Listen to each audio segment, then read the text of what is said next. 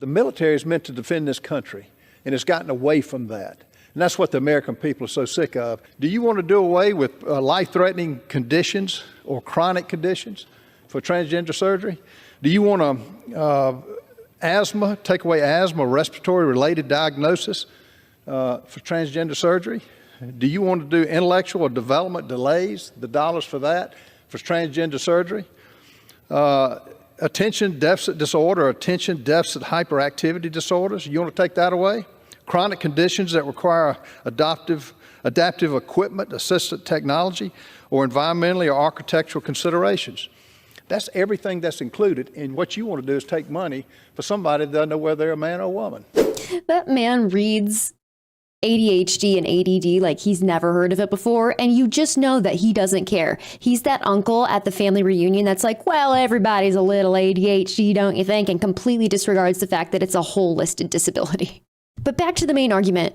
One, how is providing healthcare to one group of people taking away healthcare from another group of people? Again, that's not how health insurance works.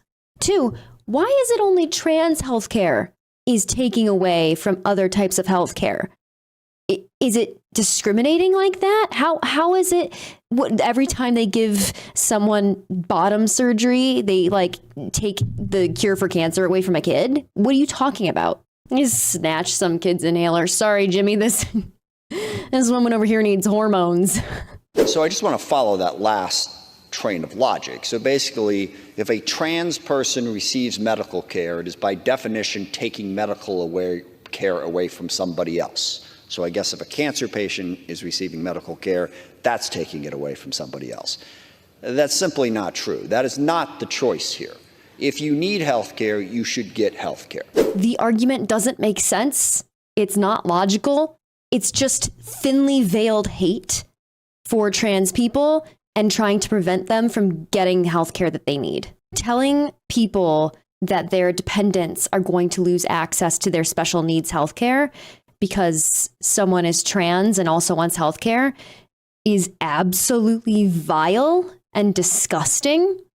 And it's horrifying that it works. There are people out there who listen to that, don't think of the logic because the logic doesn't make sense, and they just accept and believe it. By making it seem like this marginalized group A is going to steal healthcare from you, they're rerouting you from the actual problem, which is we have a horribly broken for-profit healthcare system and need to move towards a more socialized healthcare system. But if they keep people focused on the trans are going to take away your right to healthcare and they're going to steal your kid's inhaler, people aren't going to focus on that. They're going to focus on someone's coming to take my kid's inhaler. Like, it's not the real problem, but they're going to make you think it is. Again, I have it here. I haven't looked at this document in detail in a little while, but it is all here. It's also on the internet. Again, I'm not sure how funding drag shows abroad helps our national security interests, which is what we're discussing. And remember, I brought that up, sir, because I heard that they were not doing it. Here it is. Sure, I'm going to take back my time.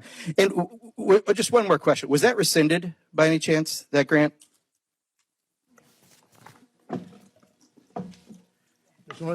This may have been pulled.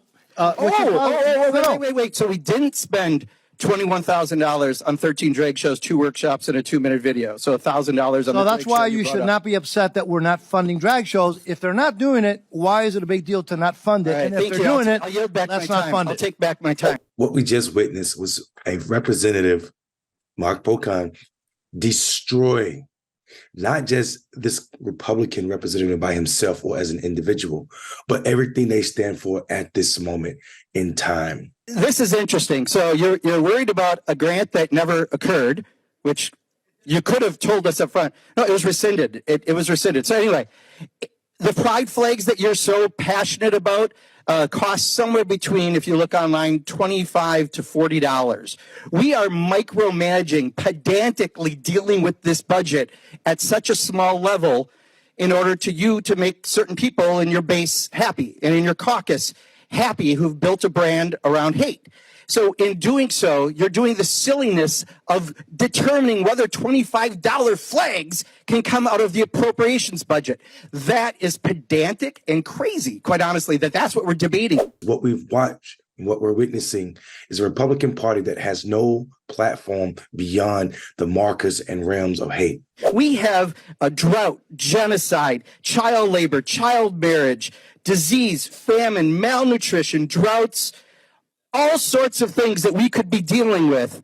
And what we are dealing with is talking about a $25 flag or a rescinded grant. Hate has defined this party for quite some time. But right now, what we're seeing is this blatant disrespect for human life. Anybody that's not a white person who claims to be American patriot that still at the same time can run up in the Capitol and get the support of this white, loving, supposedly patriotic party. Destroyed.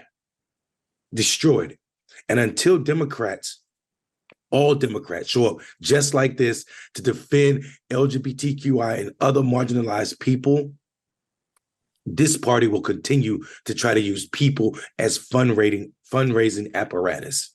Now, let's just be honest among friends that this isn't for appropriations purposes. We're doing this because you're desperate to get the votes together, and you've got some folks who need this sort of stuff who are still not going to vote for it, by the way. I'm willing to bet any of you on whether or not we get the 12 bills done, by the way, through the floor completely.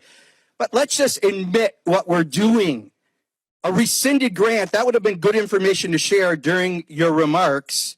And a $25 flag is hardly the level that we should be debating here in the Appropriations Committee. It's absolutely disgusting what this Republican was doing.